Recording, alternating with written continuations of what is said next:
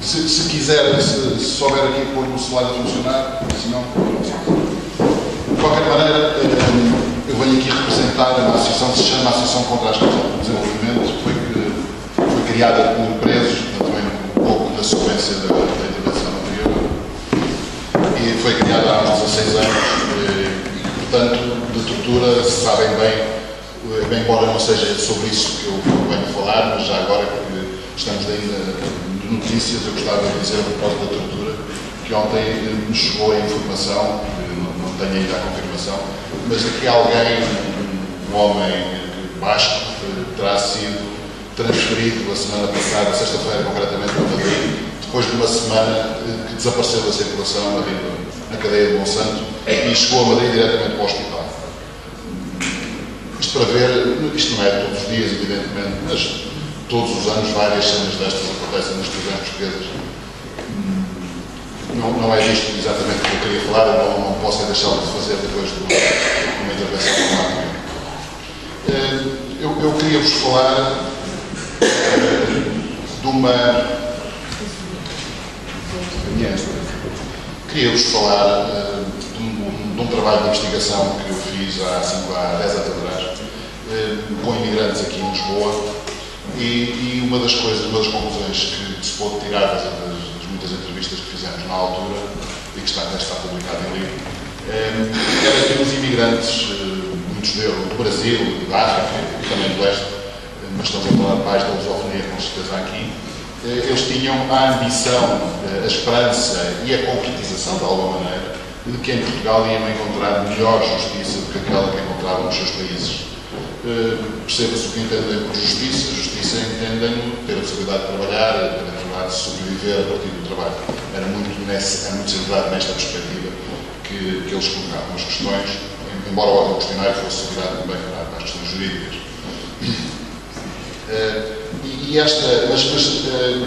O que eu vos queria falar a este respeito é de um pormenor, que não é assim tão pormenor, e era sobre isso que eu gostava de centrar a minha intervenção. Diziam eles que melhor que em Portugal era a Inglaterra, nomeadamente os cabo-verdianos, que têm uma diáspora que passa exatamente por Europa, por Portugal, pela Holanda, pela Inglaterra também, pelo Canadá. E eles têm, portanto, uma noção que eu diria paradigmática, idealizada, de que a justiça não é a justiça para eles em concreto, porque muitos deles vivem em condições que nós não quereríamos viver, como foi dito também aqui atrás. Mas eles têm uma ideia de que há um progresso na justiça e Portugal não é o primeiro. Não. Embora seja melhor do sítio onde eles vão. E esta reflexão passa também por ter atenção, por exemplo, a um programa muito interessante que passa na televisão, o Equador, provavelmente alguns de vocês veem, e a questão central que Miguel Sousa Tavares põe é esta, entre inglesas e portuguesas, a propósito de direitos humanos, a propósito da tortura em África, concretamente. E essa é... Obrigado, é mesmo a propósito. Obrigado. E é precisamente esta comparação que subjaz em muitas intervenções aqui, entre o que é Commonwealth, o que é que foi o Império Inglês, o que é que foi o Império Português, que eu gostava de fazer umas breves referências a propósito exatamente da construção da lusofonia. A construção da lusofonia que deve ter, como também já foi dito, e é este um dos objetivos desta mesa, os direitos humanos no sentido daquilo que o Dr. Ribeiro disse exatamente, da dignidade das pessoas serem reconhecidas mutuamente entre si.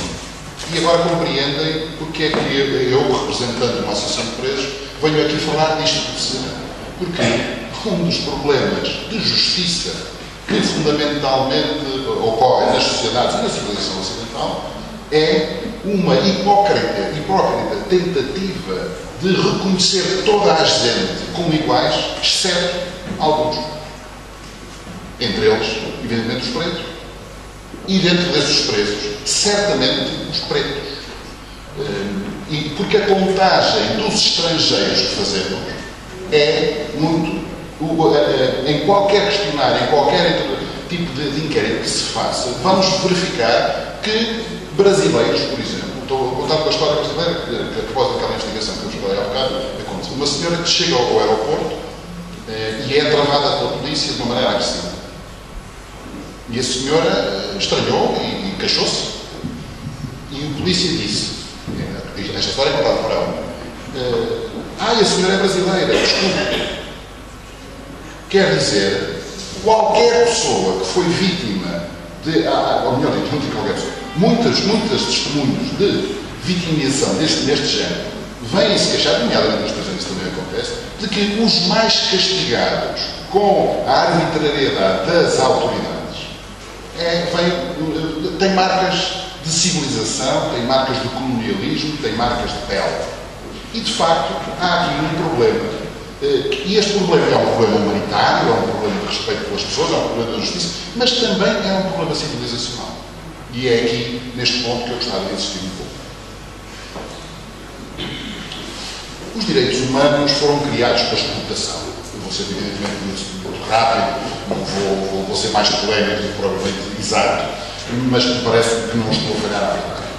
Quer dizer, o Ocidente criou e desenvolveu os seus direitos humanos, de resto contestado por outras civilizações, que a pouco e pouco foram vingando e dos quais eu acho que existe mérito. Por isso estou a falar deles e para eles é para respeito.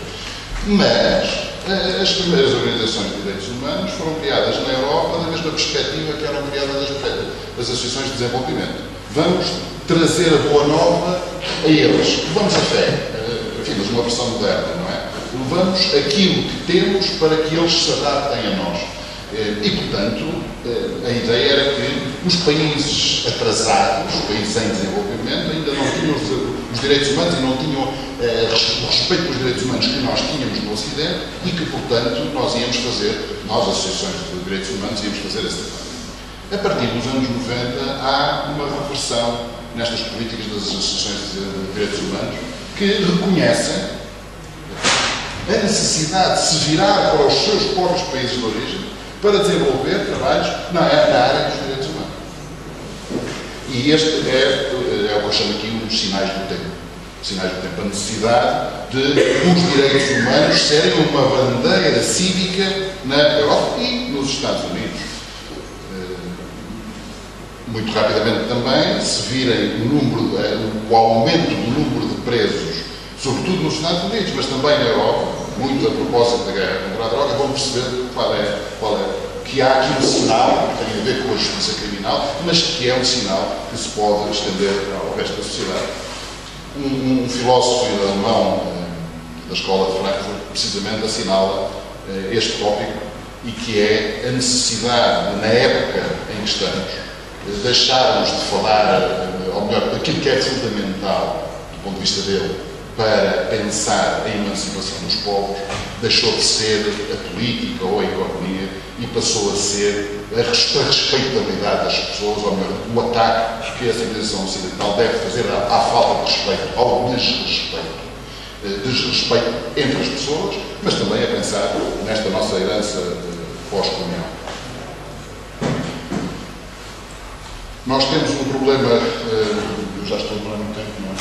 Bom, mas recordo, por favor, mas vou tentar agora ser um bocadinho mais rápido.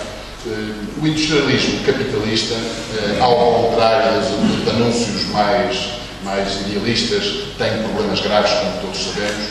Um deles, a demografia, outro deles, o ambiente. O crescimento demográfico é uma coisa que ninguém sabe exatamente, uma altura estou completamente ultrapassado, sim, mas daí a vermos os desenhos da demografia traz-nos problemas complicados. Não sei se é viável ou sequer se a gente pode, por simplesmente, aceitar um desenvolvimento demográfico com aqueles valores e são mais extraordinários se nós virmos o tempo para trás como era.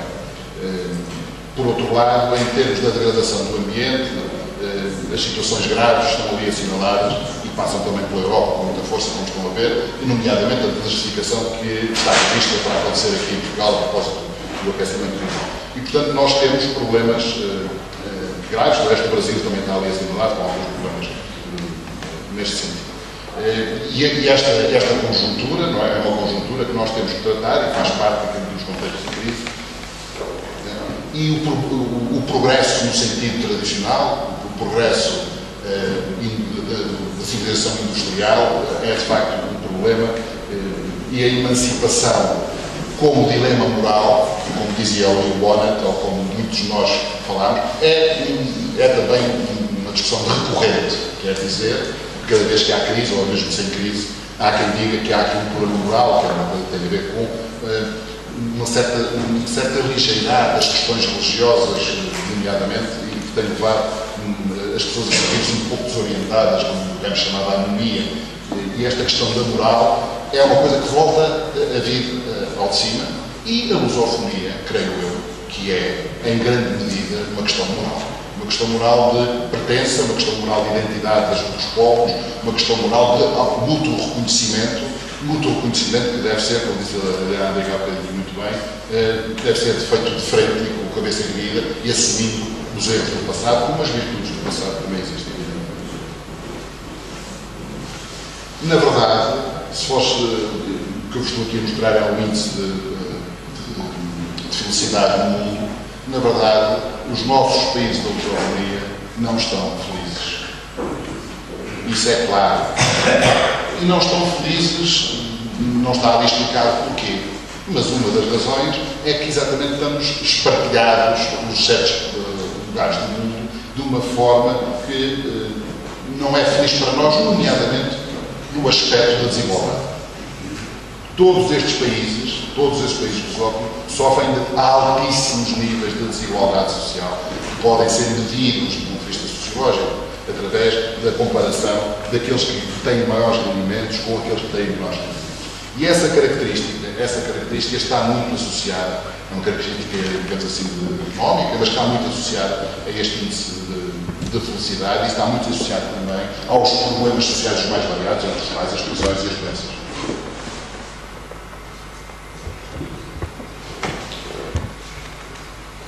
Muito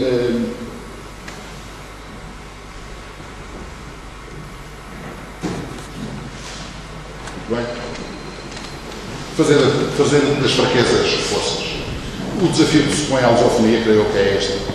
É como é que, numa situação em que uma comunidade se sente fragilizada, nomeadamente no caso português isso é muito claro, no caso brasileiro é menos claro, no caso angolano é menos claro, neste momento, como a Arlene já chamou a atenção também. Mas se quiserem ver-nos, a nós, a partir da África e a partir da América, como exemplo daquilo que aconteceu, de uma certa arrogância que também aqui já foi falado, e que afinal de contas não tem razão de ser na prática, porque estamos todos sujeitos aos ciclos económicos que não dominamos de todo, mas para os quais podemos, através de uma coesão social, que não é por aí que somos afanados, através de uma outra moral que nos permita, mas para essa que nós queremos reivindicar para nós próprios, essa outra moral, mas temos que a construir em função de critérios que põem em causa o nosso status quo, nomeadamente as nossas desigualdades sociais, nomeadamente a nossa falta de alegria, a nossa falta de felicidade comparativamente com outros países. Temos que encontrar alegria para conseguir desenvolver novas políticas mais igualitárias e com respeito, evidentemente, pelos direitos humanos, porque os direitos humanos é que vão permitir, direitos humanos significa a possibilidade de todos existirmos, não é aquela coisa de desenrasque-se quem pode e quem tem competências para tal, como se houvesse algum mérito, como se o critério de mérito fosse alguma coisa que seja respeitada por nós, entre nós ou entre outros. Não é? Portanto, vamos arranjar idealismos que não nos servem para coisa nenhuma, mas que servem sim para nos desculpar ou para olvidar, por exemplo, situações que têm a ver com prisões, situações que têm a ver com bairros que nós dedicamos à diáspora dos outros, com o alinhamento à nossa própria diáspora e que, no fundo, implica um remodelar e assumir de responsabilidades que até agora não têm sido, e suponho que todos de acordo, não têm sido suficientemente fortes. Para acabar, os direitos humanos foram efetivamente usados, nomeadamente no Equador e Somortas, foram efetivamente usados internacionalmente por, nomeadamente ingleses, para atacar interesses portugueses. Isso é verdade. Isso é verdade. Os direitos humanos podem ser usados pelos filosóficos para se transformar em gente mais feliz. Obrigado.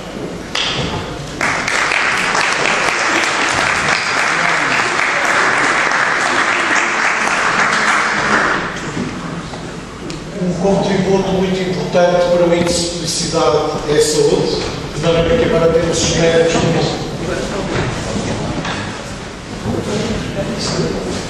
Quer começar por mim?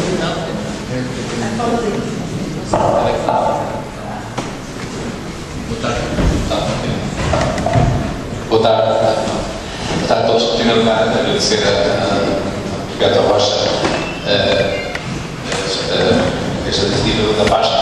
Deveria ser ele tem acompanhado desde o princípio, o Renato e também presidente do MIL também recentemente nós mesmos teríamos ao MIL e com todo o gosto, e então vinha agora falar então sobre a parte de saúde. O Dr. Rivaldo já deu umas indicações e é precisamente parecido com o que eu vou dizer. Os médicos do mundo, eu vou-vos falar dos médicos do mundo pela razão simples que os médicos do mundo trabalham na lusofonia. Nós trabalhamos não só em Portugal, mas também em todos os países lusófonos. Só não, o Dr. Rivaldo disse que os mais desenvolvidos da América e do Brasil são os que nós não temos representação. Portanto, nós trabalhamos, ou já trabalhamos, em todos os restantes países de Guiné e Timor. Muito rapidamente, nós nascemos com o Bernard Kutsch, que todos devem conhecer, quem sabe falar, ministro de Saúde em França e dos nossos estrangeiros, e fundou os médicos do mundo. Depois, no ano 80. Em 99 chegámos a Portugal, estamos em Portugal, e estamos em dois países que estão ali em baixo, já lista de países onde estamos a ter médicos do mundo. Em Portugal começámos no ano de 1989 e a primeira coisa onde andámos foi precisamente, não sei se diria, mas para em Timor. É engraçado, em vez de começar em Portugal, começar logo por Timor. Em 1989, quando havia aquela crise de todos lá. Nós somos, talvez, mas na medida da interação, obviamente, fiz os objetivos. Também não sei, está aqui o meu colega da saúde que está ali, não, acho que também tem a mesma luta que nós. Os cuidados que nós fazemos desde o fundamental depois à saúde e prestação de cuidados com mais saúde, portanto, isso é comum já todos já têm muito tempo. A nossa lema que fazemos sempre, que é a nossa lema já internacional, lutamos contra as doenças, até mesmo a injustiça, mesmo a posse dos direitos humanos. Não é só as doenças físicas, nós temos também outras doenças sociais e, portanto, nós defendemos sempre direitos humanos, sempre que podemos. E sentimos também que seguimos a Organização Mundial da Saúde da Almada, em 79, Saúde Erradicada, como todos acho que sabem isso, e denunciamos, como estava a dizer, as justiças sociais, portanto, não é só a saúde. Depois, temos muitos, o segundo parágrafo, temos muitos voluntários a trabalhar, médicos nós próprios da direção, da direção, todos nós trabalhamos no regime de voluntariado, claro que temos o staff a pagar, mas a maior parte das pessoas trabalham no regime direto aqui em Portugal, em África e em e temos sempre o separar o apoio dos profissionais qualificados, porque médicos não podem andar, não são só médicos, né? São enfermeiros, técnicos de saúde em geral e também antropólogos, sociólogos, simples administrativos e economistas para nos ajudar a fazer a parte administrativa. Não é só médicos, então não posso enganar.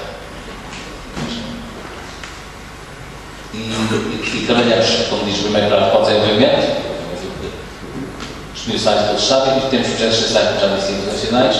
Também trabalhamos na informação e educação, da educação mais para a educação para a saúde.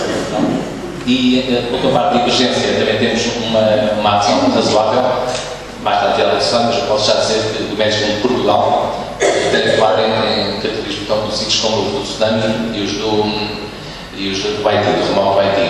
Do tsunami, só para referir, no dia, como todos sabem, foi dia 26 de dezembro, portanto, não é que toda a gente estava desmobilizada, por causa do Natal, e nós, no dia 1 de dezembro, com o apoio evidente do governo português e de outras entidades, e então estamos a partir com a Ciadana, uma equipe médica de Portugal.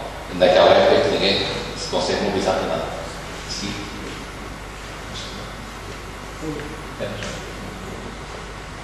Em Portugal, temos de trabalhar em Portugal, os nomes estão ali. Os projetos onde estamos, como eu já disse, são todos estamos ou estivemos desde a Guiné e Timor-Leste. Em Portugal estamos em Lisboa, Porto e Évora, em vários projetos.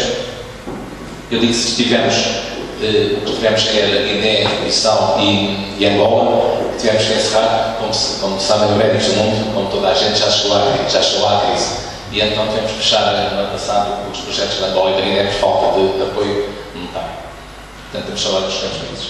Em Portugal, trabalhamos neste tipo de coisas que estão a dizer, SIDA, saúde mental, apoio psicossocial, várias coisas, mas cá em Portugal. As pessoas beneficiárias são elas, as pessoas sem abrigo. Só vou citar um caso para notar, em todos os casos, temos uma carrinha oferecida por uma iniciativa de caminhonetas, de automóveis, que nos ofereceu uma caminhonete. Vamos todas as noites, de segunda a sexta, para os bairros formados de expulsa, não podem entender, etc., fazer ação de apoio a imigrantes ou outros sem. Há alguns projetos cá na Grande Lisboa que nós temos ali, então, só talvez citava o segundo andar da esquerda, que é o mais recente, da promoção de saúde mental juvenil, que foi lançada há pouco tempo, referir a vocês que nós temos tido apoios de gente conhecida a nível nacional, de assistência muito úteis e, claro, título gracioso. Eu cito aqui a doutora Maria Barroso, tem sido uma excelente amiga nossa, e neste projeto de saúde mental, a apresentadora de televisão Silvia Alberto, tem graciosamente trabalhado connosco. No Porto temos estes projetos também. Eu talvez reforçasse aquele dos idosos no Grande Porto, que é uma das mais que nós temos, mas temos também as outras que estão ali referidas. Em Évora temos, sobretudo, como sabem, no Alentejo, as pessoas estão muito isoladas em várias localidades e nos montes, e portanto nós temos apoio pelo telemóvel. Está a falar ainda do telemóvel. Para o telemóvel ajudamos muitas pessoas, porque temos ajuda das pessoas no telemóvel e eles comunicam com os nossos equipes que estão em Évora ou no Alentejo, e muitas vezes nós prestam este apoio mesmo à distância.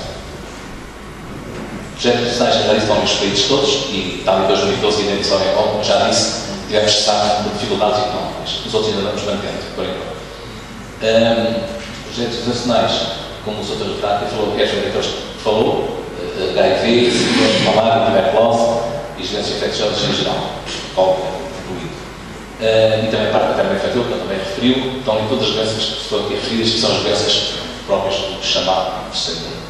E emergência cá em baixo, que eu já referi há pouco, temos ajudado o Dr. Paulo na Guiné-Bissau, e São Tomé, e o tal tsunami que eu falei da Ceilândia, Haiti, as cheias de Moçambique, penso que é há uns 2 anos, e curiosamente, apesar de sermos uma coisa muito pequena, em Portugal, tivemos no Iraque e no Afeganistão, na assistência pós-conflito, e só uma curiosidade, quando veio aquele trágico acontecimento com o Sérgio Vieira Caminhão, nós também lá estávamos, nós fomos corridos, mas não foi ninguém da nossa parte, mas também fomos expulsos lá. Projetos nacionais de Moçambique, agora um ou outro que vamos referir, controle da malária, está à frente, e em Moçambique também temos aqui o apoio que nós temos de malária, normalmente à volta da ilha de Moçambique e Nampula e distritos à volta. Aqui é o preço da HIV-Sida, que também temos em Moçambique, também na zona da ilha de Moçambique. Eu tive o orgulho de ser escolhido esta coisa, porque achei que a ilha de Moçambique, todos sabem, é um lugar muito emblemático da lusofonia. Já o vi e todos está ligado, sabem, estou a dizer, é verdade. São temas que também estamos sobretudo a controle, neste caso é controle das gravidezes da adolescência. Depois este que eu falei, pode passar à frente. E depois também temos lá a prevenção da HIV-Sida. Nós, o HIV-Sida, desde lá, os que existimos em 2019, tem sido nossos grandes emblemáticos. Nessa altura, como era 19, hoje ainda é problemático, mas na altura ainda era mais problemático há 13 anos atrás. E nós, em todos os países onde estamos, fizemos sempre prevenção primária, com a informação, com a educação do HIV-Sida. Em Timor-Leste, continua muito consciente este projeto da saúde materna infantil. Eu tive a orgulho lá a inaugurar. E atrás para penso que escrever. A comunidade saudável também tive a Timor-Leste, mas foi também estudo da parte do sistema materno infantil. Nós fazemos tudo como diga à base do voluntariado, estamos ali os convites às pessoas, se todos quiserem ajudar a nós temos obviamente alguns voluntariados, mas curiosamente, estão aqui poucos médicos, mas na parte do serviço, uma parte das pessoas que não querem colaborar connosco são os médicos. Já tem pouco tempo que entender muito lá fora. O resto é enfermeiros, o resto é gente mais ou menos. Os projetos internacionais, tudo aquilo é, como disse há pouco, a coisa administrativa também é muito importante, termos administrativos, economistas, sociólogos, antropólogos, temos tudo. Portanto, não é somente informáticos que nós precisamos, portanto, todas aquelas áreas são importantes para voltarmos. Temos esta linha, aquelas linhas de a gente fala lá da porcentagem para o resto do mundo, temos alguns mais, que é mais claro. Fonte de financiamento. Isto agora, já isto é a parte crucial. O país todo, mas é sabe que o país todo tem, nós também, na nossa sede nacional, já dizíamos para votar um dos funcionários, os que lá estão na receber por inteiro, e então todas estas fontes de financiamento que eu estou lá há 10 anos, que sei que era antes, está tudo a mim. As cotas de sócios, as cotas de sócios não pagam cotas, não podem, e donativos particulares de empresas, todas as empresas que antes eram muito, mas já vão por duas razões. Linhas de financiamento, isto tudo está bem, vamos dizer bem que está. E a Comissão Europeia também tem diminuído bastante. Fundos retidos em campanhas também está muito mal. Temos tido depois, felizmente, várias empresas da PT e outras, mas também todas darão as suas dificuldades. Os nossos contatos em Lisboa, em Porto e em Évora, é interessante. Muito obrigado.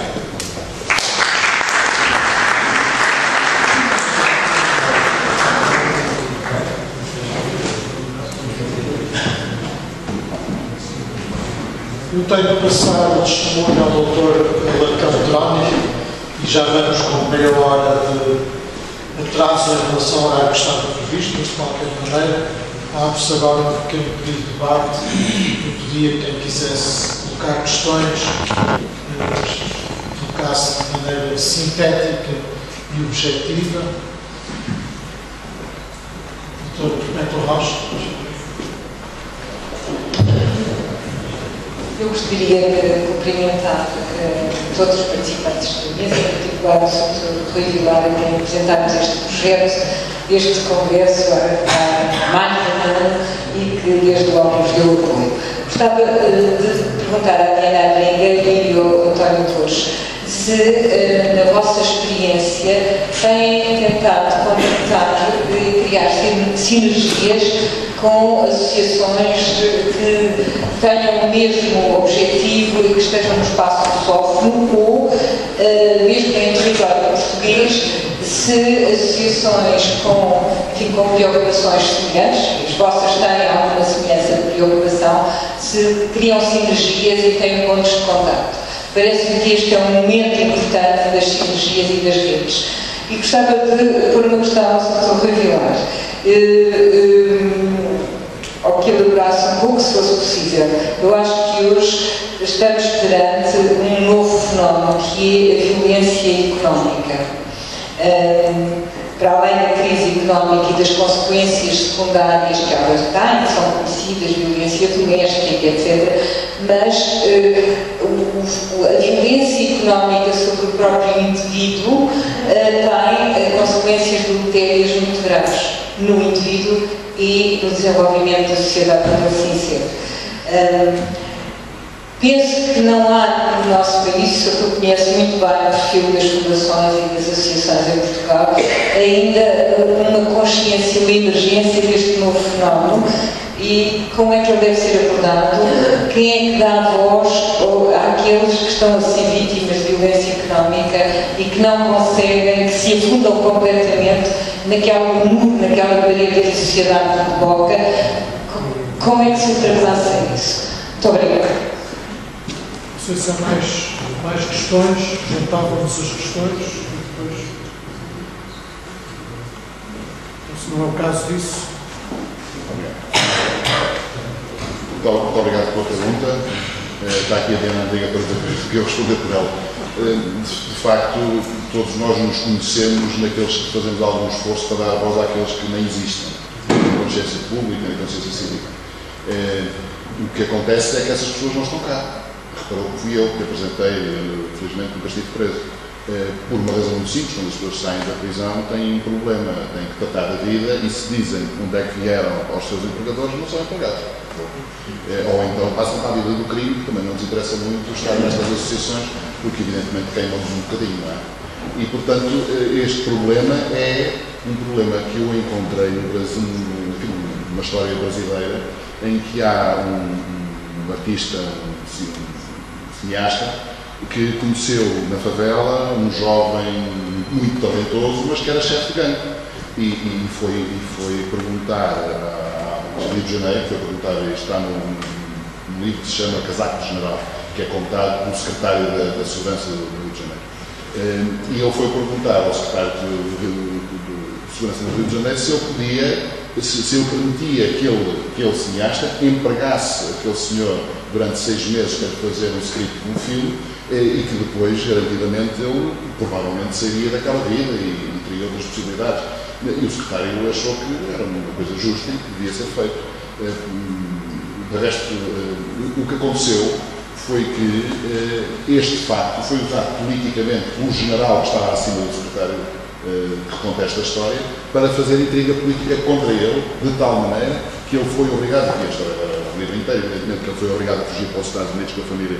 Ele, o secretário, o jovem foi apresentado como um chefe de gangue que estava ligado a um banqueiro, que era o pai do cineasta.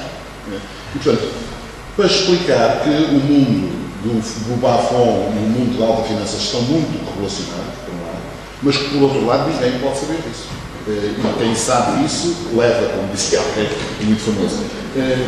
E estamos nestas circunstâncias, e isto significa, por exemplo, que eu conhecia a Diana Andrinha, entre outras coisas, em 3 ou 4 tentativas já nos últimos anos, de organizar o registro de denúncias de violência policial em Portugal, aqui em Lisboa. E não foi possível juntar por uma razão muito simples. Quem sofre, as vítimas não se queixam, não se querem queixar, não acreditam nas queixas, detestam os jornalistas, acham que os jornalistas é que têm a culpa de nada funcionar. Portanto, e é este a situação importante. Portanto, isto não passa, não sei o que dirá o Dr. Rodrigo a seguir, mas isto não passa pelas vítimas se tornarem gente. Não, os abusadores têm que organizar com as vítimas uma sociedade diferente do que é a história. Deixa-me só pegar nisto, porque eu acho que eu comecei o APD porque eu conheço muito bem todas estas associações, melhor do que provavelmente. A APD é relativamente recente e criou-se sobretudo pela luta por Portugal ratificasse o protocolo adicional à Convenção da ONU contra a Tortura, visto que tinha esquecido de ratificar, uma coisa que também acontece bastante em Portugal. Sim, senhora, fingimos que aceitamos, mas depois esquecemos de tornar prático. Portanto, ainda não tenho muitos contactos, não. Eu verifiquei, por exemplo, quando estava a consultar os documentos para esta reunião, percebi que já existe uma outra associação contra a pessoa para as vítimas de tortura que está em ligação, nomeadamente, com o centro em Copenhague. Evidentemente, temos todo o interesse em colaborar. Eu acho que aqui, para usar uma frase célebre, todos não somos demais. Agora, a verdade é que é muito difícil que sejamos, porque defender presos de uma forma geral, não é simples. De uma forma geral, a consideração de delinquentes estão muito bem. Mesmo entre presos políticos, a minha tese é muito simples. Eu, presa política, tenho uma tese que é: eu não admito que façam a qualquer outra pessoa aquilo que eu admitia que fizessem a mim enquanto presa política. Os presos comuns têm exatamente os mesmos direitos que eu, enquanto cidadão. Mesmo entre presos políticos, às vezes é difícil conseguir esta simpatia para com os presos políticos, porque são vistos como delinquentes e, de facto, há um estigma. E é contra esse estigma que é preciso lutar. Agora, isto leva tempo. Eu acho que cada uma das nossas associações vai tentando pegar algumas coisas. E estamos em contacto com outras, nomeadamente ao nível do Brasil, até por causa dessa relação entre presos políticos e presos comuns, com um grupo chamado Tortura Nunca Mais. Já fizemos reuniões em conjunto e tentamos unir-nos o mais possível, porque a nossa tese é que os direitos humanos têm que ser respeitados e o outro tem que ser sempre visto como alguém que é exatamente igual a mim em direitos. Em direitos, provavelmente, também, mas em direitos tem que ser. Por outro lado, tudo quanto este país tem vivido nos últimos tempos tem servido para criar, por um lado, um certo ódio às pessoas da terceira idade, aqueles malandros que gastam com as suas reformas milionárias o dinheiro que os outros coitadinhos não têm. E por outro lado, não odiar a juventude, porque são uma camada de calazeiros que querem estudar em vez de estarem ali a trabalhar na produção, que foi aquilo que nós lutámos todos para que pudesse deixar de acontecer. E, portanto, ainda por cima, jovens, mesmo de bairros degradados, é muito difícil de arranjar alguém que saia à rua para protestar pela morte do Cuco. As pessoas têm medo, as pessoas acham que não é uma causa muito doida. A questão é que as pessoas gostam muito de defender causas religiosas e estas não são, não têm problema nenhum, são fundamentais para a nossa dignidade. Eu acho que quando nós permitimos a democracia, somos nós que nos. E é essa questão que para mim é básica. É que eu me recuso que a democracia faça em meu nome, porque essa fazer em meu nome, a ditadura não fazia. A democracia faça em meu nome atos que eu considero indignos, repugnantes e que todos nós devemos lutar contra eles. Para mim, esta é a questão essencial. Mas, infelizmente, não diria que eu estou.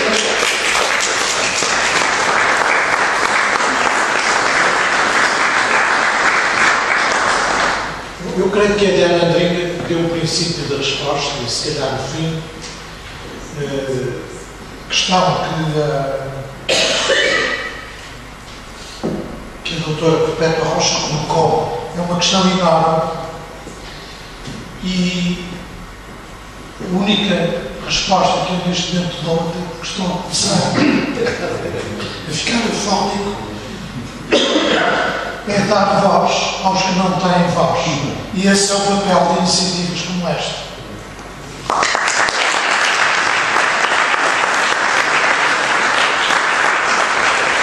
Muito obrigado pelo convidar desta plataforma. Passamos então de imediato à próxima plataforma Cultura, Educação e Língua, que será presidida pelo professor José Leitão Petrónio e terá representantes das seguintes associações: do Centro de Literatura e Culturas Lusófonas e Europeias, o CLACUL, José Barfém, presente. Chamo também à mesa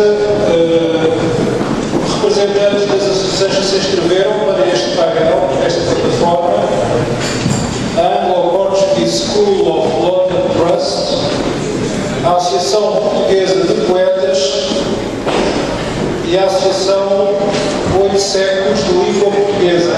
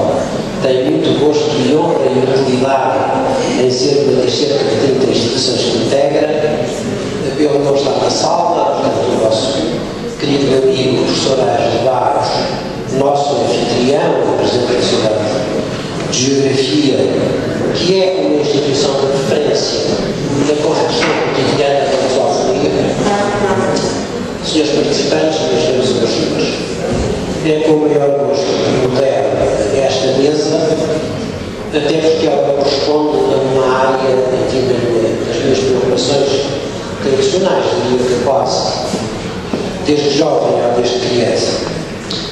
Neste momento, eu definiria como cidadão português, europeu e lusófono. Sou o presidente da Sociedade Histórica da Independência de Portugal, que é uma instituição que foi criada em 1961, em 1861, por Alexandre Colombo, digamos, e 40 patriotas que correspondiam à aristocracia intelectual da época e que é matricial, na minha opinião, na progressiva construção da lusofonia, por um lado, porque se não tivesse havido 1º de dezembro de 1640 e a vitória da Guerra da Restauração, não havia lusofonia. Portugal, o seu antigo Império Colonial, expressar-se-ia em castelhano. O Brasil não existiria, seriam 2 ou 3 nações de línguas diferentes, certamente espanhol, francês, holandês, eventualmente inglês.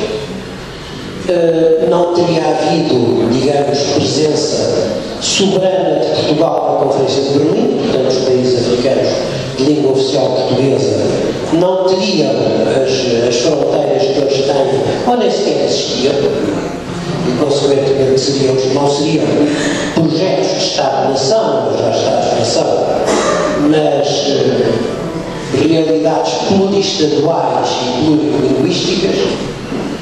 E nessa perspectiva, digamos, há 152 anos que a Sociedade Histórica vem trabalhando em colaboração com a Sociedade de Geografia, sua irmã ligeiramente mais nova, uma é de 61, outra é de 68, com as 4 academias, com o Centro Nacional de Cultura, digamos, e com as instituições culturais de referência da sociedade portuguesa, evidentemente, com as universidades, os bibliotecas, o sistema português de ensino superior. Eu sinto, digamos, pessoalmente, as questões, digamos, da progressiva construção, quer de uma comunidade lusófona, quer de uma cidadania lusófona, digamos, por razões de natureza familiar e por razões de natureza profissional. As razões de natureza familiar é que eu tenho um ADN mulher, quer dizer, o meu tio bisavô Alfredo Troni, que deu o nome à segunda avenida mais importante de Luanda, que ainda hoje tem o seu nome, portanto a perpendicular original, foi uma figura de referência da sociedade angolana da transição do século XIX para o século XX. É o pai da literatura angolana, portanto escreveu um livro, uma novela bilingue, chamada Nhame Turi, ou seja, a Senhora Viúva, em português e diogo, que retrata a vida cotidiana da Luanda da transição do género. E, digamos, se quiserem, da ocupação do leste. Por outro lado, ele próprio, enfim, era um jurista, era advogado, o pai era professor de direito em Coimbra, e, portanto, nas partidas dos 2 irmãos, o outro irmão era o meu bisavô, que era médico, ficou, digamos, ao jurista, como era lógico, a biblioteca do pai. E, portanto, ele levou-a para Luanda, era a maior biblioteca portuguesa ao sul do Saara, por sua morte doou à Câmara Municipal de Luanda, e hoje e depois foi a matriz da Biblioteca Pública de Angola, hoje, enfim, a Biblioteca também Pública de Angola, e de facto também o senhor era socialista e coloniano, deveria ser republicano, embora nunca se tenha afirmado como tal, e foi o autor material do diploma legislativo provincial do então Governador-Geral de Angola, comandante Vasco Guedes de Portugal e Menezes, que criminalizou a escravatura. Razão porque, enfim, por decisão esclarecida do Presidente Agostinho Neto, lhe foi mantido o nome da rua, numa altura em que, digamos, em Luanda todas as ruas mudaram o nome. Por outro lado, por uma razão, como dizia, da natureza profissional, porque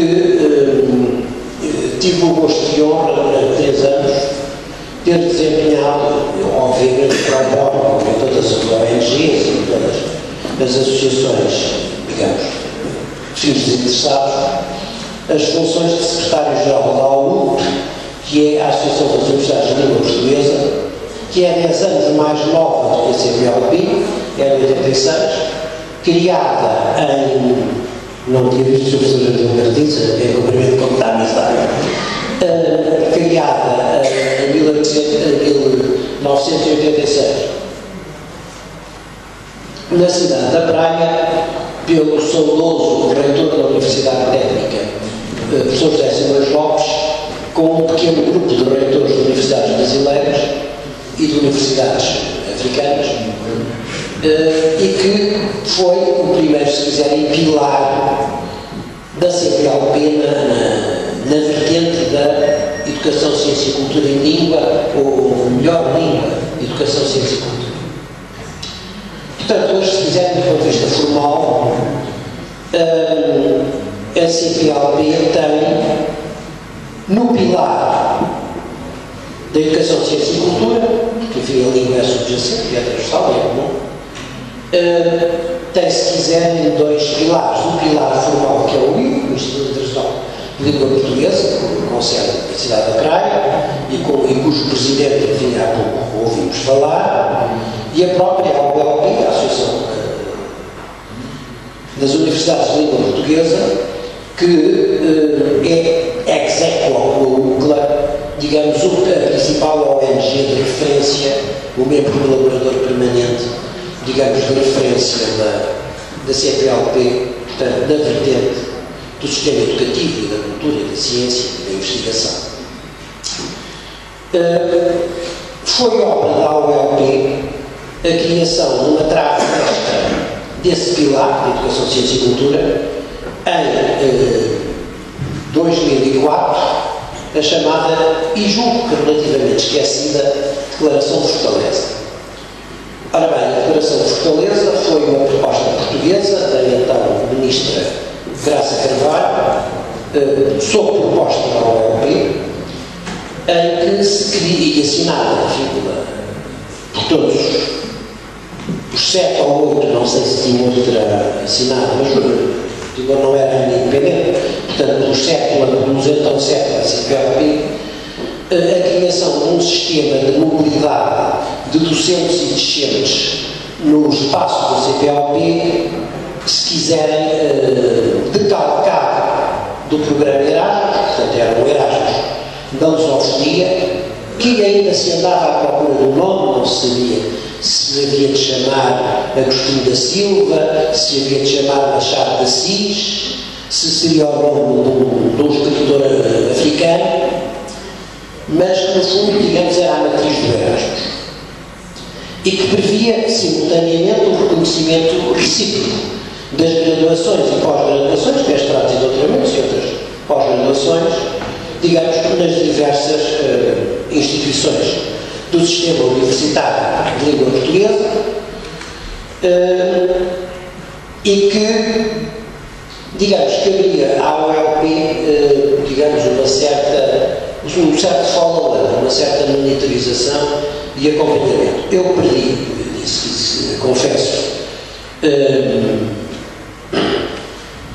as notícias, digamos, da concretização da Declaração de Fortaleza, embora, enfim, recorrentemente a ouça citar como uma espécie de Magna Carta ou de documento fundador, digamos, do pilar institucional Educação, Ciência e Cultura, repito, digamos, em paralelo com o ILP, que é uma criação do chefe de Estado e do governo da CPLP, um é um parceiro social, digamos, com estatuto especial, o outro é um órgão da CPLP. Nessa perspectiva, enfim, eu iria agora passar a palavra aos meus 2 colegas de mesa, que era o professor José Eduardo Franco, que nos representa, que em representação do CLEPU, que muda a obra feita precisamente na vertente da defesa da língua e das culturas portuguesas e lusófonas, bem como à doutora Marta Martins, que nos representa a Associação dos Séculos de Língua Portuguesa. Há uma questão que eu, enfim, antes de calar, me gostava de pôr, que é uma questão que eu ponho a mim próprio, mas que eu ponho, enfim, aos membros da mesa e aos participantes, que é a utilidade ou a inutilidade de um acordo ortográfico. Eu há pouco ouvi defender com calor, enfim, eu represento o ILP, e confesso que fiquei um bocado abalado, no sentido positivo. A minha posição era um bocado a oposta. Portanto, não me pareceu mal um acordo desde que ele seja supranacional, ou seja, desde que a sua definição e concretização e ferramenta tecnológica parta de uma unidade, parta da própria CPLP ou da organização da CPLP. E o Will, se tiver logística para isso a CPLP tiverem vontade política para dar direção logística, parece-me ser adequado. Porque, citando, enfim, um amigo meu, que não cito o nome, porque eu não autorizou, nem deixou de autorizar, digamos a citar, mas acho que era excessivo citá-lo, quando escreve segundo a grafia antiga, põe depois OBS, não escrevo de acordo com o acordo que Portugal celebrou consigo próprio. Portanto, para que haja de facto acordo ortográfico, ele tem que ser celebrado além de Portugal por alguém. E por alguém muito importante, digamos, no universo da língua, o Brasil, Angola, Moçambique, pelo menos, Cabo Verde, certamente. E de facto, enfim, na anglofonia, na francofonia, na hispanofonia, não há acordo. Portanto, não há um acordo entre a Inglaterra e os seus antigos domínios, nem entre a Inglaterra e a Commonwealth, entre a França e a União Francesa, entre a Espanha e a América de língua espanhola, e, no entanto, a língua é a mesma, porque é vida. Eu penso que, do ponto de vista da aceitação de uma língua como língua de trabalho das organizações internacionais e como língua de negócios, haja utilidade em que a matriz seja, embora cuidado com a sintaxe. Mas confesso que não tenho, como cidadão, uma opinião completamente formada sobre o mérito ou o demérito do acordo que Portugal celebrou consigo próprio e, portanto, aproveitava para dar a palavra aos meus colegas e à Assembleia para que façamos essa reflexão que eu nunca vi ser feita, a não ser uma postura maniqueísta. Os que dizem mal e os que dizem bem, mas nunca vi uma avaliação distanciada e objetiva. Muito obrigado. Passo agora a palavra